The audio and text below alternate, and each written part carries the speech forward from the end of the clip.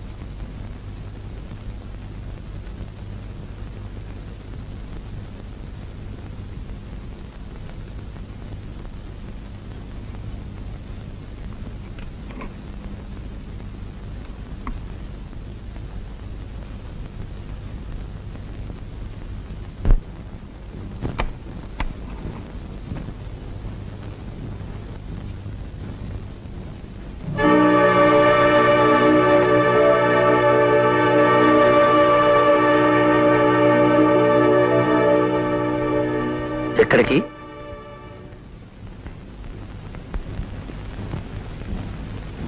ఇంటికి. ఏ ఇంటికి? మా ఇంటికి. ఇది నీళ్లు కాదా? కాదు. ఎందుకు కాదు? ఏ రోజున ఒక భర్త భార్యని అనుమానించి ఊరుకు వెళ్తున్నానని చెప్పి ఆ ఇంట్లోనే దాక్కుని భార్యని పరీక్ష చేశాడో, ఆ తర్వాత ఆడది ఆ ఇంట్లో ఉంటే ఆడది కాదు, ఒకవేళ కాపురం చేసినా అది శవంతో సమానం. భర్త ఆఫీసుకు వెళ్ళగానే మరొకడు ఇంట్లో చేరి భర్త ఆఫీసు నుంచి వచ్చే వరకు వాడితో కాలక్షేపం చేస్తున్న ఆడది ఒక ఆడది, పతివ్రత.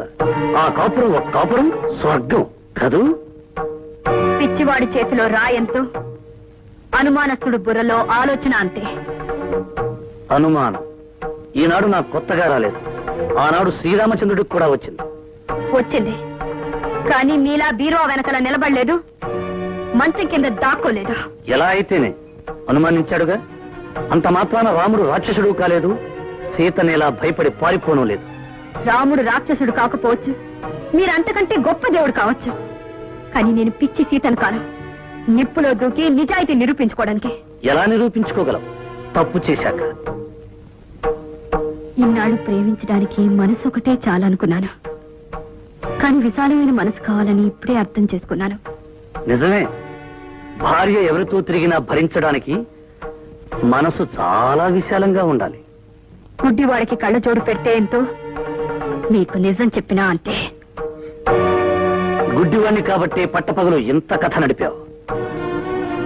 కథలు చదివే వాళ్ళకే తెలుసు కథలు అల్లడం.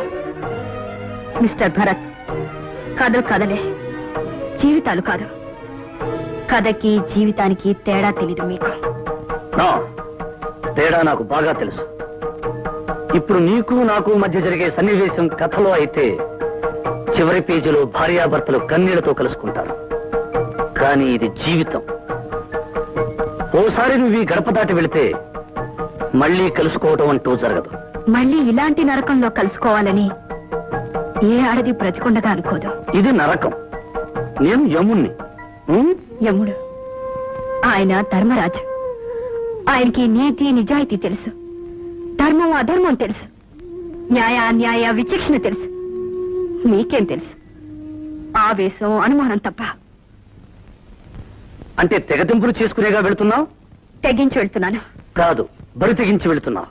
మీ భాషలో దాని అర్థం ఏదైనా సరే, నేను మాత్రం వెళ్తున్నాను.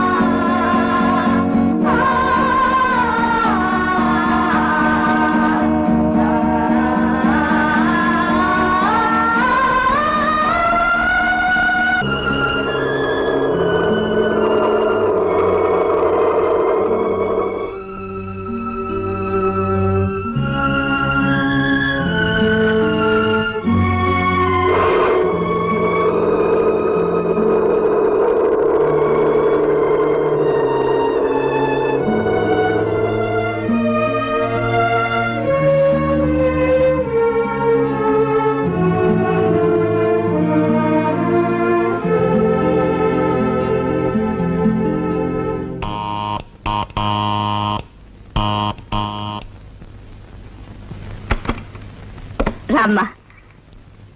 అల్లుడు గారు రాలేదా? నేను ఒక్కదాన్ని వచ్చేసాను. ఆయన వెనకొస్తా అన్నారా? ఇక మీదట ఎవరు వెనక ఎవరు రారు. ఎవరు వెనక ఎవరు రారా? ఏమిటమ్మా నువ్వు మాట్లాడేది? నేను ఇల్లు విడిచిపెట్టి వచ్చేసాను. ఇల్లు విడిచిపెట్టి వచ్చేసావా? ఏ ఎందుకని? హలో, ఎక్కడికి? సరళ లేదండి? లేదు. లేదా? ఎక్కడికి వెళ్ళింది? పుట్టింటికి. ఓ, ఊరికెళ్ళిందా? చెప్పనే లేదే. చెప్తే నువ్వు కూడా వెళ్ళేవాడివా? భరత్, ఏమిటి మీరు మాట్లాడేది? నేను మాట్లాడేదేమిటో తెలియనంతటి అమాయకుడివి. అంత అమాయకుడివి ఇంత చేశావు. ఏం చేశాను? ఏం చేశావా? ఇంటిదురుగా దుకాణం పెట్టావు, ఇంట్లో కుంపిడి పెట్టావు. నేనా? నువ్వే. కలిసి చదువుకున్నావని, ఒకే ఊరి వాళ్ళవని చదువు తీసుకున్నావు. చివరకు నా స్థలం నాకు కాకుండా చేశావు. పొరపడ్డావు. ఆమె నాకు చెల్లుతో సమానం. మళ్ళీ ఇంకొకసారి ఆ మాట అంతా. తల్లి తర్వాత అంత పవిత్రమైనది చెల్లి. చేసిన తప్పు సరిదిద్దుకోవడానికి అంత పవిత్రమైన పదాన్ని అపవిత్రం చేయొద్దు. ఓకే భరత్, ఆవేశానికి అడ్రస్ ఉండదు, నిజానికి నోరుండదు. ఆవేశం తగ్గాక నిజం మాట్లాడుతుంది. చాలా పొరపాటు చేసావమ్మా, తొందరపడ్డావు. ప్రతి ఇంట్లోనూ ఇలాంటి గొడవలు జరుగుతూనే ఉంటాయి. జరిగిన ప్రతి వాళ్ళు ఇలా తెగతెంపులు చేసుకొచ్చేస్తున్నారా? రాకపోతే శిక్ష అన్న కూడా చూర్పుచ్చుకుని వెళ్ళాలా? ఏమిటండి మీరు మాట్లాడేది? అంతే. అమ్మాయి ఏం చేసిందో మంచి పనే చేసింది. లేకపోతే వాడు నా బిడ్డని అనుమానిస్తాడా? ఇదిగో, అనుమానం అంటూ వచ్చాక మీ బిడ్డ నా బిడ్డ అని ఎవరు ఆలోచించరు. చిచ్చి, పిచ్చి పిచ్చిగా వాడు వెనకేస్తు. నాకు వాడు ఎంత నీచుడు కాకపోతే ఊరు వెళ్తా అని చెప్పి ఇంట్లోనే ఉండి ఇంట్లోకి ఎవరు వస్తున్నారు, ఎందుకు వస్తున్నారు అని చూస్తాడా? ఇంత జరిగిన తర్వాత కూడా వాడితో కాపురం చేయాలి. అది కాదండి. ఈ అవమానం దానికి కదే, మనకే, మన వంశానికే, మన కుటుంబానికే. ఏనాడైతే వాడు తప్పు తెలుసుకుని నా ఇంటికి వస్తాడో అప్పుడే నా బిడ్డను పంపిస్తాను. అంతవరకు అది ఇక్కడే ఉంటుంది. నువ్వు నోరెత్తు. అయ్యా, వచ్చిన ప్రతిసారి 10,000 చూపిస్తున్నారు. 10 రోజుల, 10 నెలల, 10 సంవత్సరాల? బాబు, ఆయన ఎలాగో నోరు తెరవడు. నువ్వు తెరువు బాబు. నాన్న 10 ఇస్తేనే తప్ప కరెంటు కనెక్షన్ ఇవ్వనని చెప్పావే, వాడేనా వీడు?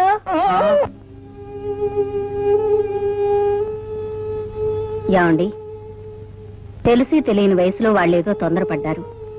పెద్దవాళ్ళమైన మనం ఆ కాపురం నిలబెట్టాలి గాని కాపురాన్ని విడదీయకూడదు. మీరేమో అమ్మాయిని ఇక్కడే ఉంచుతానంటున్నారు. అదేదో ఆవేశంలో వచ్చింది. ఆవేశం ఎన్నాళ్ళుంటుంది? 4 రోజులు పోయిన తర్వాత అయినా తెలుసో తెలియకో నేను వస్తే అమ్మా నాన్న అయినా నా కాపురం నిలబెట్టకపోయారని బాధపడుతుంది. దాన్ని చూసి మనం బాధపడాలి. నా మాట విని అల్లుడు గారి దగ్గరికి వెళ్ళి అసలు జరిగిందేమిటి, మంచి చెడు తెలుసురండి. నేను వెళ్ళను. మీరు వెళ్ళకపోతే నేను వెళ్తాను. నాకు తప్పుతుందా? నిజంగానే వెళ్తావా? అక్కర్లేదు, నేనే వెళ్తాను.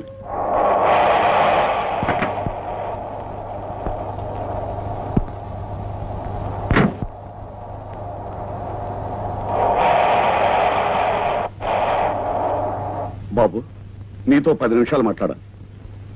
ఆఫీసు టైమింగ్ 10 నిమిషాలే మాట్లాడాలి. చెప్పండి. లోపలికి వెళ్దాం పద.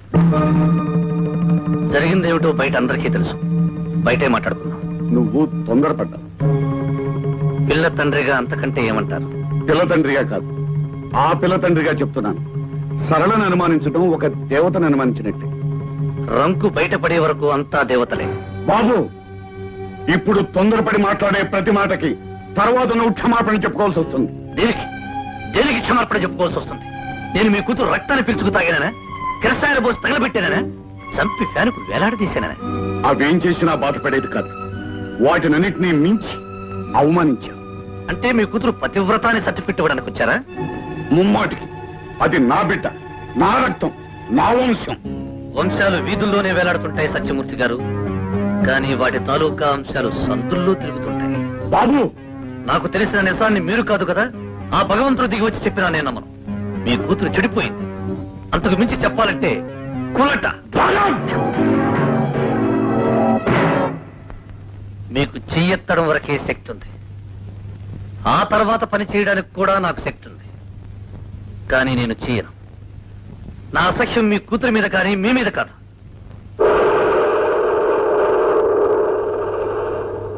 కాపురం చేయడానికి నా కూతురు పనికి రాలేదు.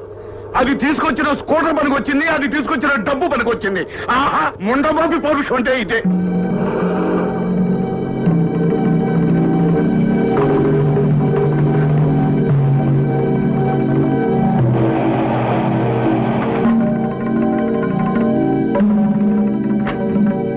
ఏమండి అల్లుడు గారు ఏమన్నారు? చిచి, ఈ ఇంట్లో అతని పేరెత్తడానికి వీలేదు, అతను ఊసెత్తడానికి వీలేదు. ఎవరైనా సరే అతని పేరెత్తారంటే నేను సహించేది లేదు.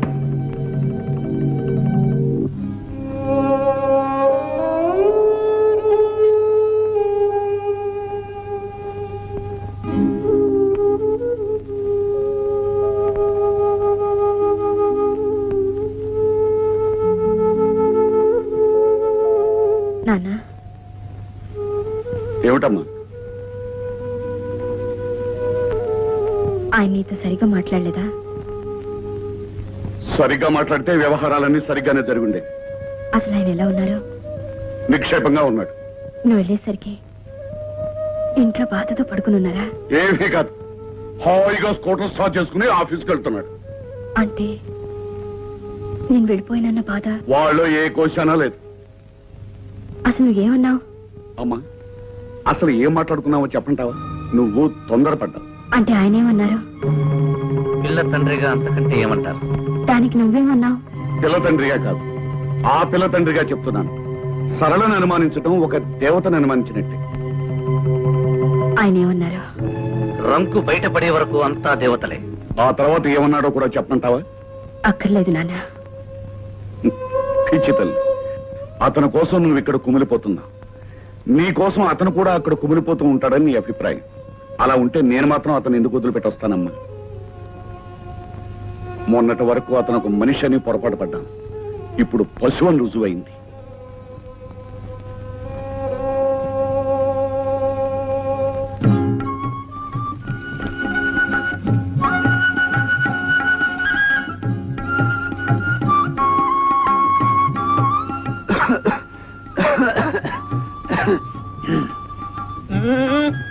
అయ్యా, నా పేరు కనకయ్య. నా దోసకాయల పెళ్లి.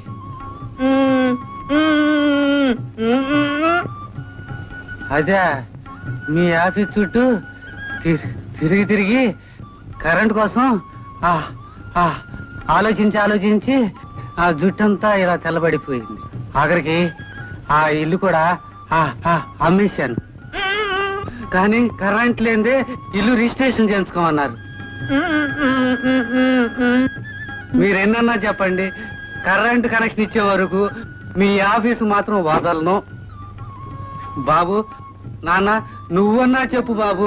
నాన్న, ఒక అతను చచ్చిపోతే వాడిల్లు మనకు సొంతం అవుతుందని చెప్పావే, వాడేనా వీడు? నా చివరి నెత్తురు పట్టు ఉన్నంత వరకు కూడా నీ ఆఫీస్ చుట్టూ తిరుగుతూనే ఉంటాను, నీ అంత తెలుసుకుంటూనే ఉంటాను.